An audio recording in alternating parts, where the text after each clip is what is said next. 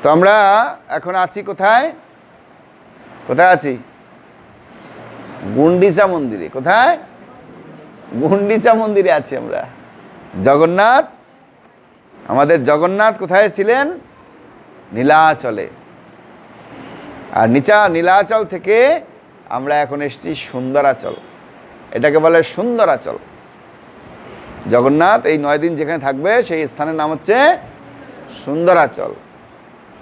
নীলাচল হচ্ছে কুরুক্ষেত্র। নীলাচলটা হচ্ছে কুরুক্ষেত্র, আর সুন্দরাচল হচ্ছে বৃন্দাবন। বুঝা গেল? ভগবান কুরুক্ষেত্র থেকে বৃন্দাবনে এসেছে। হ্যাঁ, তা বৃন্দাবনের ভাব কিরকম থাকবে? ব্রজবাসীদের ভাব কি? সবসময় রাধে রাধে, তাই না? সবসময় রাধে রাধে ভাব থাকবে, মানে সবসময় শ্রীমতী রাধারানীর স্মরণে থাকতে হবে। কিন্তু আমাদের আন্তর্জাতিক কৃষ্ণ ভাবনামৃত সংঘ ইস্কন, শিল প্রভুপাদ, যেহেতু আমরা বৃন্দাবনের মধ্যে নেই, বৃন্দাবনের বাইরে আছি, সেহেতু প্রভুপাদ আমাদের শিক্ষা দিয়েছেন, দেখো একা রাধারানী কখনো থাকে না। শুধু রাধারানী নাম গ্রহণ করবে, রাধারানী অসন্তুষ্ট হয়ে যাবে, বলে দেখো আমার প্রভুর নাম করছে না। হ্যাঁ, সেজন্য আমরা কি করি? হরে কৃষ্ণ। হরে কে? হরে হচ্ছে রাধারানী। সেজন্য আমরা দুইজনকে একসঙ্গে বলি রাধা কৃষ্ণ। রাধা কৃষ্ণকে বলে হরে কৃষ্ণ। হ্যাঁ, রাধা নামের হরা সম্বোধনে হয় হরে। হ্যাঁ, সেজন্য আমরা বলি রাধে হরে কৃষ্ণ। তাহলে কি হলো? হরে বললে রাধারানী সন্তুষ্ট হয়ে গেল, কৃষ্ণের জন্য না, কৃষ্ণ সন্তুষ্ট হলো না, আমার রাধার নাম করছে। আবার কৃষ্ণ বললে রাধারানী সন্তুষ্ট, না, আমার প্রভুর নাম করেছে। সেজন্য সবসময় আমাদের কি করতে হবে? হরে কৃষ্ণ। হ্যাঁ হলো ছাড়ো, হরে কৃষ্ণ বলো। বুঝে গেল? হ্যাঁ, সে যে করার করুক। আমাদের দেখুন, আমি কাউকে নিন্দাও করতে পারি না, করতে পারি না। আমি কি করতে পারি? যেটা প্রকৃত শিক্ষা আমাদের। হ্যাঁ, বৃন্দাবনে যে থাকে সে রাধারাধি করতে পারে না। বৃন্দাবনের হচ্ছে রাধারানী। হ্যাঁ, অধীশ্বরী। সেই জন্য তাকে সন্তুষ্ট করে রাধে রাধে রাধে রাধে রাধে। তাও বৃন্দাবনে যদি রাধারানীর সেখানে হরে কৃষ্ণ বলে, রাধারানী বেশি সন্তুষ্ট হবে। তো এই হরে কৃষ্ণটা কে চালু করে জানেন আপনারা?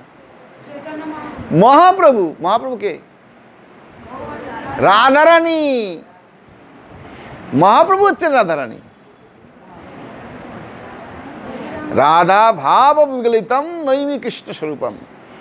রাধার ভাব এবং কান্তি দুটো নিয়ে মহাপ্রভু এসছেন এই জগতে। যদিও উনি কৃষ্ণ স্বরূপ, কৃষ্ণই, হ্যাঁ, উনি রাধা সেজে এসছে, তাহলে যদি তাকে রাধারানী বলেন তা ভালো লাগবে না? তার ভালো লাগবে না? সেখানে হতে পারে, কিন্তু তারপরে মহাপ্রভু এই জগতে আসার একমাত্র উদ্দেশ্য হচ্ছে এই হরে কৃষ্ণ নাম প্রচার করা। বুঝতে পারছেন? শাস্ত্রে বলছে, অনর্পিত চরিং চিরাত করুণায় অবতীর্ণ কলৌ সংকীর্তনৈক পিতর কমলা তাক্ষ শুক্লাম্বর দ্বিজবর যুগধর্ম পালৌ বন্ধে জগৎ প্রিয় করো করুণাবতারৌ। তো চিরকাল নাহি করি প্রেম ভক্তি দান, ভক্তি বিনা জগতের নাহি অবস্থান। তো ভগবান চিরদিন এই প্রেম ভক্তিটা দেন না। দেখুন অন্যান্য যুগে নারায়ণের পুজো হতো, নারায়ণের পুজো হতো। আর নারায়ণের পূজাটা হচ্ছে বিধি ভক্তি, ওখানে প্রেম ভক্তি নেই। সেজন্য কলিযুগের মানুষকে উদ্ধার করার জন্য শ্রীমান মহাপ্রভু এই প্রেম ভক্তি নিয়ে এসেছেন। সেজন্য আমরা সবাই হরে কৃষ্ণ নাম জপ করি। বুঝতে পারছেন? সবাই বুঝতে পারছেন? কলিযুগে আর কোনো দেবতার নাম নিলে কাজ হবে না। এই কলিযুগে একজন মাত্র দেবতার নাম করতে হবে, সে হচ্ছে হরে কৃষ্ণ, রাধা কৃষ্ণ। কারণ এরাই হচ্ছে এই কলিযুগের শ্রেষ্ঠ। বুঝে গেল? যেহেতু আমরা জগন্নাথের আসরে এসেছি, জগন্নাথ হচ্ছেন জগতের নাথ। আপনি আসুন, আপনি আসুন, আপনি আসুন। হ্যাঁ, এই জগন্নাথ হচ্ছেন জগতের নাথ। এই জগন্নাথের কৃপায় আমরা সব কিছু পাই। হ্যাঁ, সেজন্য গীতায় একটা শ্লোক আছে, তাছাড়া হচ্ছে অনন্য চিন্তয়ন্ত মাম যে জনা পর্যুপাসতে তেসাম অভিযুক্তানাম যোগক্ষেমম বহমহম। যিনি অনন্য ভাব নিয়ে, কি ভাব? অনন্য ভাব মানে আর কোনো কিছু নেই, একমাত্র কৃষ্ণের প্রতি শরণ, কৃষ্ণৈক শরণম। এই ভাব যার মধ্যে আছে সেটা হচ্ছে অনন্য ভাব। আমি কালকে এক জায়গায় বলেছিলাম যে একজন ব্যক্তি শুধু সারাদিন কৃষ্ণ নামই করত, আর কিচ্ছু করতো না, কিচ্ছু করে নাই। তার নাম ছিল নরসিং মেহতা। নরসিং মেহতা সারাদিন নাম করতো, সারাদিন 24 ঘন্টা। ও 2-1 ঘন্টা তো ঘুমাতো, আর সারাদিন নাম। তো ওনার বিয়ে শাদী করেছিল, একটা মেয়ে হয়েছে, মেয়ে হওয়ার পর তার স্ত্রী মারা গেছে। তত বৈরাগী মানুষ, ওরকম বড় হয়েছে মেয়ে। তো মেয়ের যখন 13-14 বছর বয়স হয়ে গেছে, এই মেয়ে দেখছে আমার বান্ধবী টান্ধবী সবার বিবাহ হয়ে গেছে, সবার বিবাহ হয়ে গেছে, ওর বিয়ে হয়নি। ও গিয়ে বাবার কাছে, বাবা, ও বাবা, আমার কি তাহলে বিয়ে হবে না? নার্সিমেদা বলছে, এই তোর বিয়ে হবে, হবে, চিন্তা করিস না, আমাকে একটু জব করতে দে।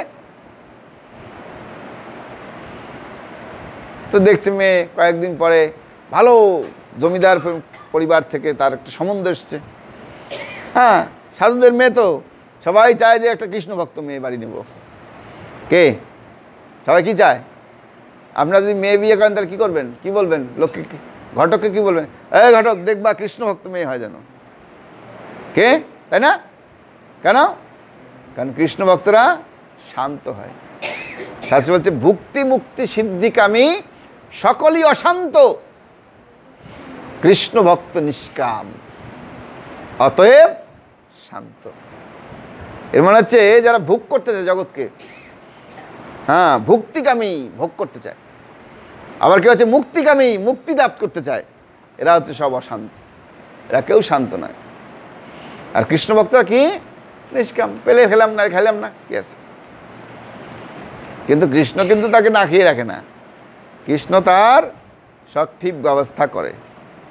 সেজন্য কৃষ্ণ ভক্ত হচ্ছে নিষ্কাম, অতএব শান্ত। যার কোনো বাসনা নাই সে কি কখনো অশান্ত হয়? হ্যাঁ, সে শান্ত। তোরা নিয়ে যা, আমাকে আমি চাই না, আমি চাই না, শান্ত, শান্ত ভাব। আর যার চাই, হ্যাঁ ওটা আমার দে, আমার দে, ওটা আমার, বলে না দেবো না, এই যে দিতে হবে, মারামারি, সেখানে ঝগড়া কাজ।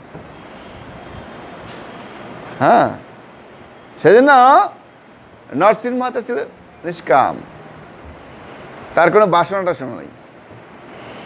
হ্যাঁ, তিনি কি চায়? এই বাবা তুই যা যা যা, আমি দেখছি, আমি একটু জব করি, জব করি। তো কয়েকদিন পর ভালো একটা সম্বন্ধ এসছে, হ্যাঁ, ভালো ঘরের মেয়ে, সব কৃষ্ণ ভক্ত মেয়ে পেয়ে, হ্যাঁ, একেবারে পাকা কথা, একদিনই, এক দেখায় পাকা কথা। 1 মাস বাকি আছে বিবাহের। তো কয়েকদিন পরে মেয়ে গিয়ে বাবাকে বলছে, ও বাবা, এই সবাই বিয়ে হলে দেখছি কত, সে কাঠ ছাপায়, সে যে রান্না করে, রান্না ঠাকুরকে বলে, সে বাজার টাজার করে, সে কাপড় চুপুর, সোনা গয়না, কত কিছু কেনে। ও তুমি কবে কিনবে এগুলো? বলে এই সব হবে, যা আমাকে জব করতে দে, মাত্র 10 দিন বাকি। কি বলছে, ও বাবা কি হলো, মাত্র 10 দিন বাকি, তুমি কিচ্ছুই করলে না, না একটা বাজার করলে, না একটা সোনাদানা কিনলে, না একটা কাপড় কিনলে আমার জন্য, না কাউকে বললে, না আত্মীয় স্বজনকে নিমন্ত্রণ করলে, তাহলে আমার কি বিয়েটা হবে না বাবা? বলে এই তোর বিয়ে হবে, যা আমাকে জব করতে দে।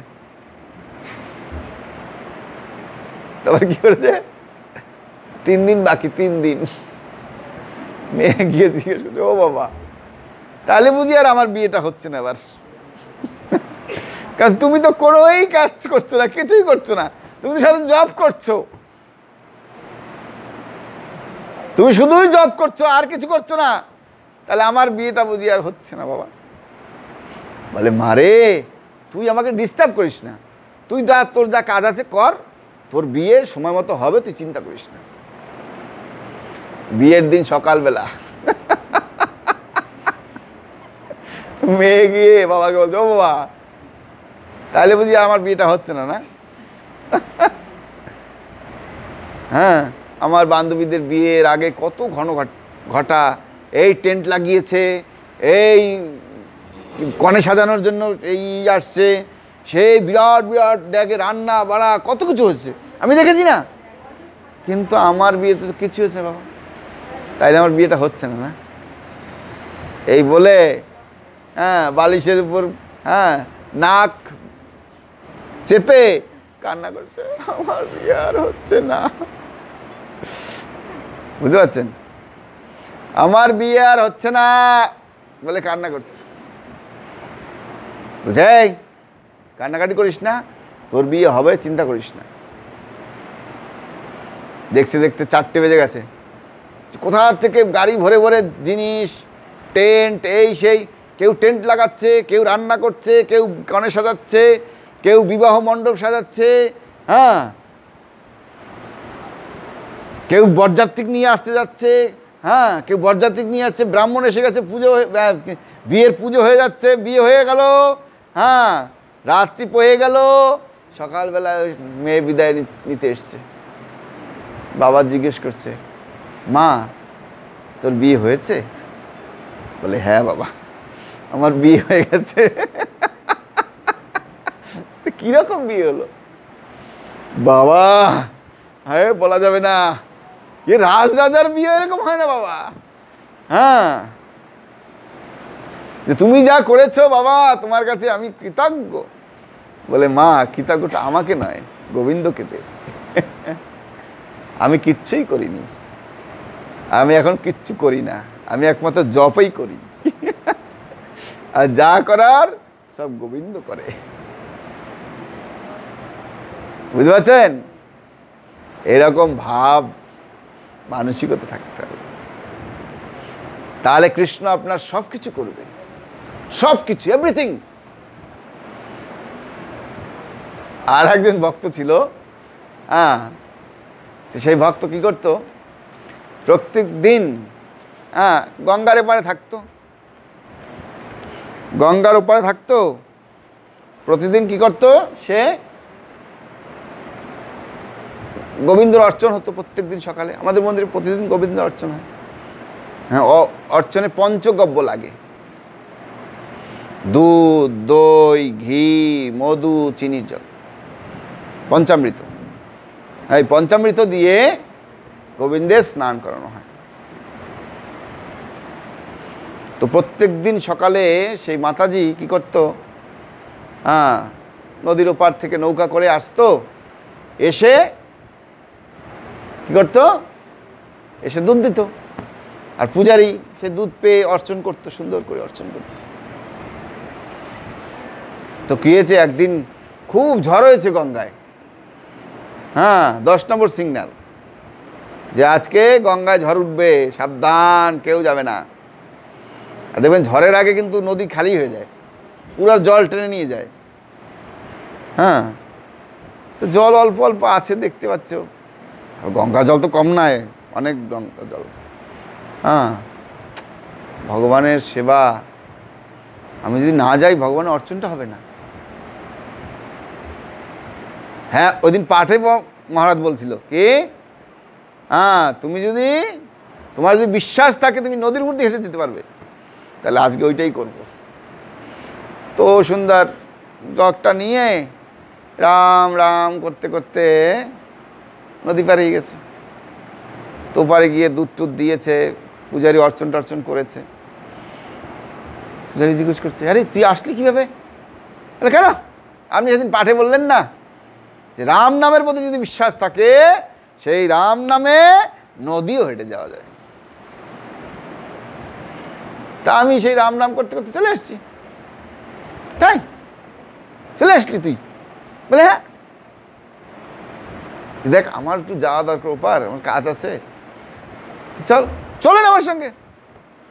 আরে আমি তো শুধু শুনে করেছি, আপনি তো পাঠক, আপনি তো একবারে ভগবানের ভক্ত, হ্যাঁ আপনি তো একবার দৌড়ে চলে যাবেন। বলে ঠিক আছে চল দেখি। তো কি করছে দুইজনে, যিনি গোয়ালিনী তিনি কি করছে, রাম নাম করছে আর হাঁটছে, তার কোনো সমস্যা নাই। আর সাধু বাবা কি করছে, রাম নাম করছে আর কাপড় তুলছে, আর যতটা কাপড় তুলছে ততটা জলের মধ্যে যাচ্ছে। বোঝা গেল? তার মানে কি, হ্যাঁ তিনি মুখে বলছেন কিন্তু তার বিশ্বাস, কিন্তু যিনি শুনছেন তার পূর্ণ বিশ্বাস ভগবানের প্রতি। এই হচ্ছে ভক্তি, বুঝতে পারছেন?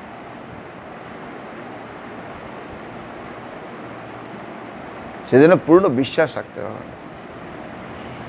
হ্যাঁ, বিশ্বাস যদি না থাকে যতই আমরা চেষ্টা করি কোনো লাভ হবে। আমাদের মন্দিরে আমাদের কাছে একজন প্রভু আছে, হ্যাঁ, তো ওনার নাকি হার্নিয়া হয়েছিল। হার্নিয়া হলে তো আপনি জানেন খুব ব্যথা, পেটে ব্যথা।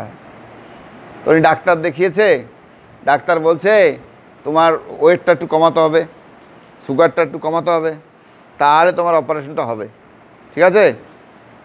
তো হার্নিয়া তার বুঝে শুনে ব্যথা শুরু হয় না, তা হার্নিয়ার ব্যথা এত চালু হয়ে গেছে, ডাক্তার ডেট দিয়ে দিয়েছে তাকে যে অমুক তারিখ, ঠিক আছে তুমি করে আসো, তোমার অপারেশনটা হবে। কি বলছে, এত পেটে ব্যথা শুরু হয়ে গেছে, পাগলের মতো দৌড়ে দৌড়তে মন্দিরে শুয়ে পড়ছে। রাজমাতা কি করেছে, ভগবানের চরণ ধোয়া জল, ওইখান থেকে তুলসী মাটি এনে তার পেটে লেবু করে দিচ্ছে। সেই লোক আজ অবধি অপারেশন করেনি, বুঝতে পারছেন? ভালো হয়ে গেছে। এটা হচ্ছে বিশ্বাস।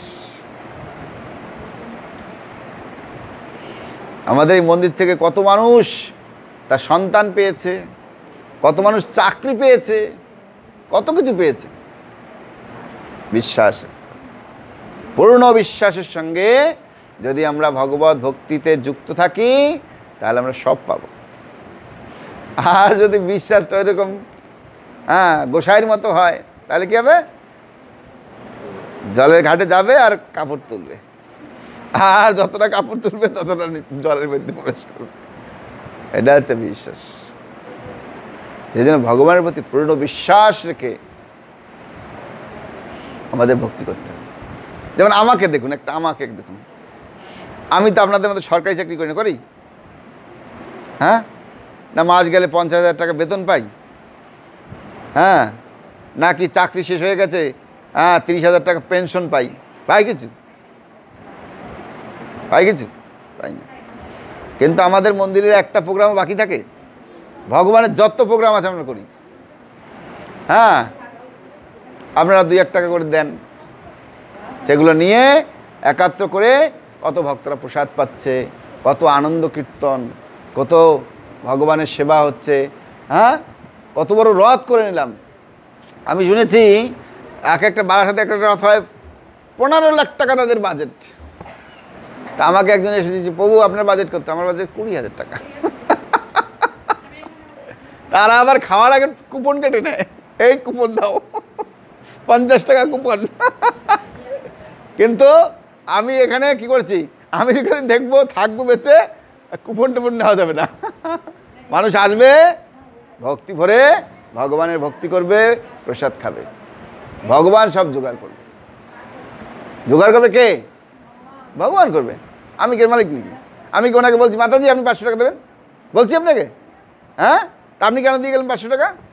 আপনার ভক্তির জন্য, যে না আমি ভগবানের সেবা কিছু দেই। আমরা তো আসি, প্রসাদ পাই, ভগবানের কিছু সেবা কিছু দেওয়া উচিত। এটা হচ্ছে আপনার ভক্তি, তাই না? তো এইটা হচ্ছে ভক্তির প্রমাণ। এরকম একজন ভক্ত ছিল। হ্যাঁ, নারদ মুনি একবার জঙ্গলের মধ্যে দিয়ে যাচ্ছে, বুঝতে পারছেন? কোথা দিয়ে যাচ্ছে? জঙ্গলের মধ্যে দিয়ে যাচ্ছে। আর দেখছে একটা হরিণের গলা অর্ধেক কাটা, একটা শুয়োরের গলা অর্ধেক কাটা। হ্যাঁ, প্রত্যেকটা প্রাণী রাস্তায় পড়ে আছে অর্ধেক অর্ধেক কাটা, তারা তরপাচ্ছে, লাফাচ্ছে। নারদ মুনি তাদেরকে বলছে, দেখো তুমি যদি প্রাণী হত্যা করবে তাকে পুরোপুরি কেটে দাও। যেমন আমাদের সনাতন ধর্মে লোকেরা বলি দেয়, এক কোপে শেষ, তার ঝামেলা নেই। হ্যাঁ, আমাদের শাস্ত্রে আছে, বলির প্রথা আছে, অবিশ্বাস করা যাবে না, বলির প্রথা আছে, কিন্তু কলিযুগের মানুষের জন্য নেই। কারণ কলিযুগের মানুষরা বলি দিয়ে কাউকে বাঁচাতে পারে না, কিন্তু অন্য যুগে তারা বলি দিয়ে তাকে পুনঃ প্রাণ দিতে পারত। সেই জন্য কলিযুগে এটা নিষিদ্ধ। অশ্বমেধম গোপালাদ্যম সন্ন্যাস ফলপত্রকম দেবরেনা সুতৎপত্তি কলৌপঞ্চার বিবর্জ্য, এগুলো নিষিদ্ধ হয়ে গেছে। কলিযুগে এগুলো করতে নাই, কিন্তু কিছু কিছু লোক করে, এখন চালিয়ে যাচ্ছে তারা। তো কি হয়েছে, নারদ মুনি বলছে, দেখো তোমরা তাকে এরকম মারো না, হ্যাঁ তাকে মেরে ফেলো একবারে, তাহলে সে কষ্ট পাবে না। আর সে যে তরপাচ্ছে, তুমি তার এত ক্ষতি করছো, তো তরপাচ্ছে, তুমি জানো এর জন্য তোমার কী শাস্তি পেতে হবে? দেখো আকাশ দিয়ে, আকাশ দেখেছে যে এত প্রাণীদের সে মেরেছে, তারা সব উৎপত্তি দাঁড়িয়েছে, একেবারে কি বলে, হ্যাঁ পাইলেই ছেড়ে নেবে। তো দেখে ও কাঁপছে, নারদ মুনি আমি এখন কি করব? আমার কি করা উচিত? বলে, দেখো তুমি এর থেকে মুক্তি পেতে পারো। বলে, কিভাবে? তোমাকে যা বলছি সেটা করো। নারদ বলছে, এখন মালাটা নাও, জপ করতে থাকো, হ্যাঁ নিরামিষ খাবে, কোনো প্রাণী হত্যা করবে না, যা খাবে ভগবানকে ভোগ লাগিয়ে খাবে, নেশা করবে না, অবৈধ সঙ্গ করবে না, তাসপাশা জুয়া খেলবে না, সব নিয়ম পালন। হ্যাঁ, আর গুরুদেব আপনি যা বলবেন তাই। কিন্তু গুরুদেব কথা হচ্ছে, আমি যদি ঘরে বসে থাকি তাহলে কে আমাকে খাবার দেবে? আপনাদের চিন্তা না? আমি যদি ঘরে বসে থাকি তাহলে খাবারটা আমাকে কে দেবে?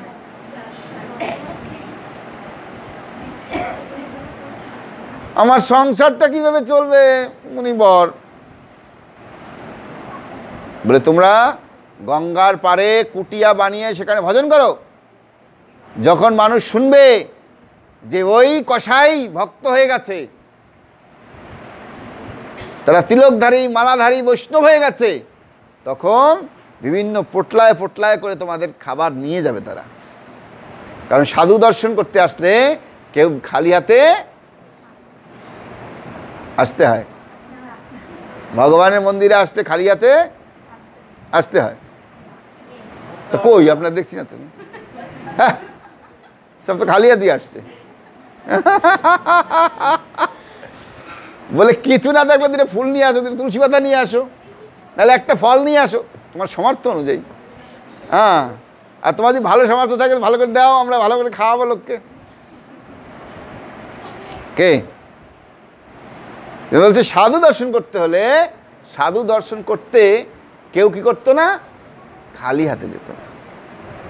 সাধু দর্শন করলেই কিছু না কিছু তাকে দিতে হয়, তাতে কি হয়, তার কল্যাণ হয়। তো তুমি চিন্তা করো না, তুমি ওখানে বসে শুধু জপ করো। তো এই কথা যখন গ্রামে ছড়িয়ে গেছে যে ওই কসাইটা ভক্ত হয়ে গেছে, হ্যাঁ তখন সবাই হাতে করে চাল ডাল আলু এই সেই 10 টাকা নিয়ে দিচ্ছে। তো ও সুন্দর ওখানে ভজন করছে আর এসে যাচ্ছে, রান্না করছে, ভগবানকে ভোগ লাগাচ্ছে, খাচ্ছে যাচ্ছে, কি আনন্দ। এই করে করে ঘর ভরে গেছে একটা। একদিন নারদ মুনি এসছে, আমরা একটা শিষ্য বানিয়েছিলাম কসাইকে, যা একটু দেখে আসি কসাইটা কেমন আছে, খেতে পাচ্ছে কিনা না পাচ্ছে। তা নারদ মুনি গেছে, গিয়ে দেখছে, বলছে কে, তো দেখছে আর গুরুদেবকে প্রণাম করবে। আর সঙ্গে সঙ্গে কি হয়েছে, ওই সামনে দিয়ে একটা পিঁপড়ার দল যাচ্ছে, তো দাঁড়িয়ে গেছে, পিঁপড়ার দলটা চলে গেছে, তারপরে প্রণাম করছে। বলে কেন, ঘটনা কি, তুমি এরকম করলে কেন, দাঁড়িয়ে গেলে কেন? বলে গুরুদেব, আমার সামনে দিয়ে পিঁপড়াগুলো যাচ্ছিল, আমি যদি শুয়ে পড়ি প্রণাম করতাম আপনাকে, এখানে অনেক প্রাণ ত্যাগ করতাম। বলে দেখো, যে এক সময় প্রাণী হত্যা করতে তার দ্বিধা করতো না, সে আজকে একটা পিঁপড়ার জন্য কাঁদছে। দেখো, হ্যাঁ, একটা পিঁপড়াকে সে বাঁচাচ্ছে। কিরকম মানসিকতা হয়ে গেছে বৈষ্ণব। বলে কি তুমি খাবার দাবার পাচ্ছ তো? গুরুদেব, ওই ঘরটা ভরে আছে খাবার দাবারে, আমরা তো দুজন মানুষ খেয়ে শেষ করতে পারছি না, কি করবো বলেন? বলে তাহলে মহোৎসব করো। বুঝতে পারছেন কথাগুলো? শুনতে ভালো লাগছে না? খিদে পেয়ে গেছে, প্রভু আপনি তো খেতে দেন আমাদের, এখন খেয়ে দে, বাড়ি যাবো। কোনটা কোনটা তাদের খেতে দেবো? হ্যাঁ, কারা কারা এক্ষুনি খেতে দেন, হাত তুলুন তো। কেউ তো ভালো জিনিস তো, এরকম তো আমি দেখিনি কখনো। হ্যাঁ, আরে 2টা থেকে 2:30 বেজে গেছে, এখন তো খেতে হবে, আমার খাওয়ার সময় না। এটা হচ্ছে ভগবত কথার রস। আমরা যদি মন দিয়ে ভগবানের কথা শুনি না, তাহলে এই খিদা তৃষ্ণা থাকবে না। এর প্রমাণ কে জানেন আপনারা? এর প্রমাণ হচ্ছে পরীক্ষিত মহারাজ। পরীক্ষিত মহারাজ 1 গ্লাস জলের জন্য কি করেছে? মুনির আশ্রমে গেছে। মুনির আশ্রমে গিয়ে দেখছে মুনি তপস্যা করছে, ধ্যানে বসে আছে। এই মুনি, এই খেতে দাও, আমাকে খেতে দাও, আমাকে জল দাও, জল দাও। ও মুনি কি, মুনি তো সমাধিতে চলে গেছে, সে কি আর বাইরের কথা শোনে? এতবার চিৎকার টিৎকার করে কি করছে, জল দিচ্ছে না। মুনি রাগ হয়ে গেছে, তখন দেখছে সাপ, পাশে একটা বড় সাপ পড়ে আছে, ওটা তুলে মুনির গলায় দিয়ে ওর চলে গেছে। হ্যাঁ, ঘরে গেছে। আর যখন ওনার এই মুনির পুত্র যখন শুনতে পেরেছে কি আমার বাবার গলায় এই রাজা মরা সর্প দিয়েছে, অভিশাপ দিলাম তোকে, তো 7 দিনের মধ্যে মৃত্যু হবে, আর তক্ষক দ্বারা। মুনি সমাধি থেকে জেগেছে। বলে কি হয়েছে? বলে বাবা দেখো, তোমার গলায় এই সাপটা জড়িয়ে দিয়েছে এই পরীক্ষিত মহারাজ। হ্যাঁ, বেটার রাজা হয়েছে, কোনো জ্ঞান নাই, বুদ্ধি নাই, কিছু নাই, ওকে কে রাজা বানিয়েছে? বলে সাবধান, তুমি জানো পরীক্ষিত মহারাজ সম্বন্ধে? পরীক্ষিত মহারাজের মতো ভাগবত এই জগতে আরেকজন নেই। তুমি কি করেছো? বলে আমি অভিশাপ দিয়ে দিচ্ছি, তোমার সঙ্গে এরকম ব্যবহার করছে, আমি অভিশাপ দিয়ে দিচ্ছি, কারে 7 দিনের মধ্যে মরবে ও। বলে তুমি ভুল করেছো, তুমি অন্যায় করেছো, কারণ পরীক্ষিত মহারাজের মতো রাজা এই জগতে দ্বিতীয়বার আসবে না, দ্বিতীয়বার আর আসবে না, যিনি প্রজাদেরকে তার পুত্র বলে মনে রাখত। সেরকম রাজা তোমরা আর পাবে না। তুমি কি অন্যায় করেছো তুমি বুঝতে পারছো? তুমি ব্রাহ্মণ না, তুমি ব্রহ্মবন্ধু। তুমি না বুঝে, না চিন্তা করে একজন মহান রাজাকে অভিশাপ দিয়েছো। তখন সিনভি তো বুঝতে পেরেছে আর কি অন্যায় হয়ে গেছে আমার। বলে তো বাবা এখন তাহলে কি করতে হবে? বলে চলো আমার সঙ্গে। তো ছেলে বাপ মিলে কোথায়? পরীক্ষিত মহারাজের প্রাসাদে গেছে। গিয়ে দেখছে পরীক্ষিত মহারাজ কাপড় টাপড় মাত্র খুলেছে। বলছে মহারাজ একজন এসছে আপনার সঙ্গে দেখা করবে। বলে কে এসছে? বলে একজন ব্রাহ্মণ। যাও যাও, নিয়ে আসো নিয়ে আসো। তুমি কেন, তুমি জানো না ব্রাহ্মণের আমার প্রাসাদে আসতে কোনো পারমিশন লাগে না, যখন তার খুশি চলে আসবে। যাও নিয়ে এসো, এক্ষুনি নিয়ে এসো।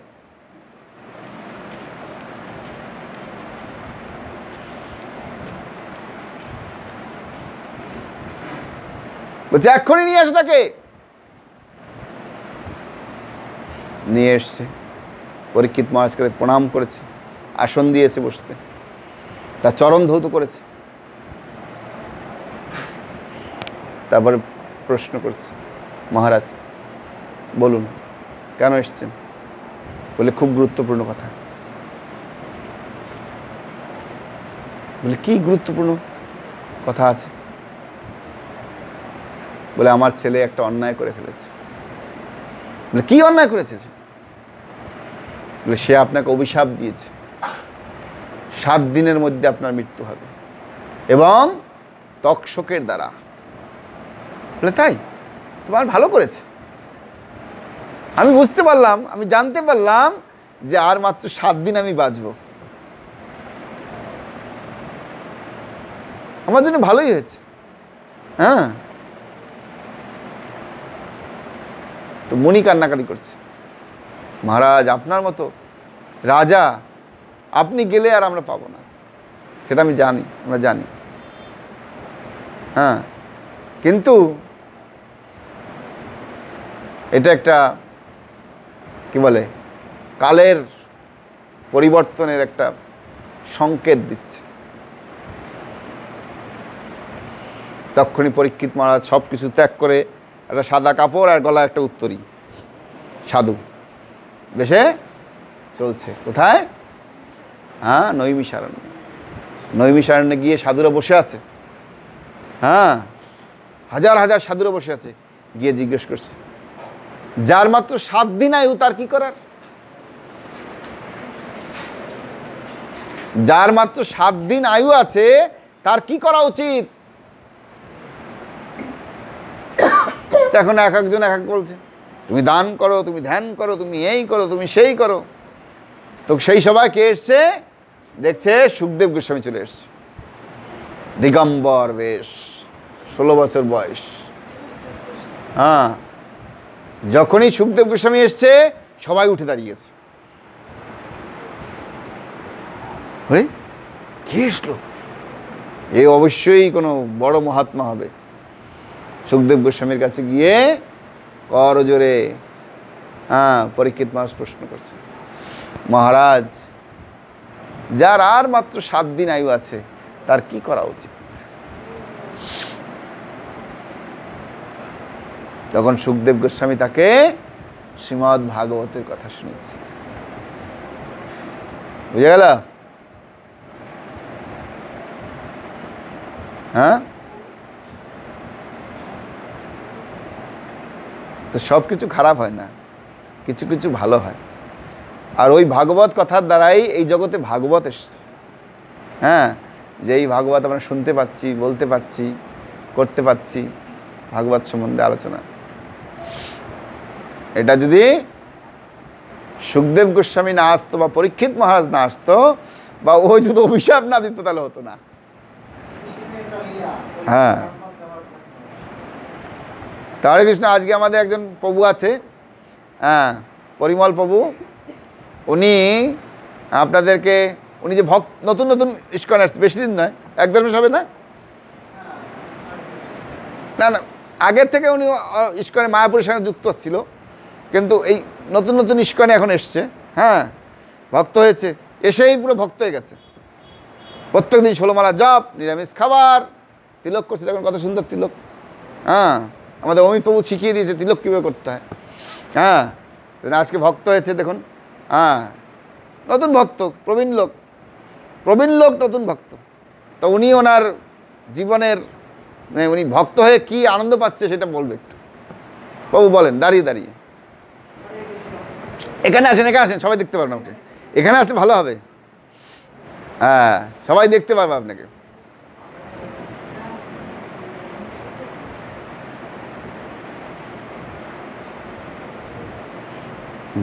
ওইদিকে তাকিয়ে বলেন, তাহলে সবাই দেখবে আপনাকে। ওই দেখেন, এই দেখছেন বৈষ্ণব হয়ে গেছে, তাই মানে প্রণাম করলো। বলেন, মাইক দেবো?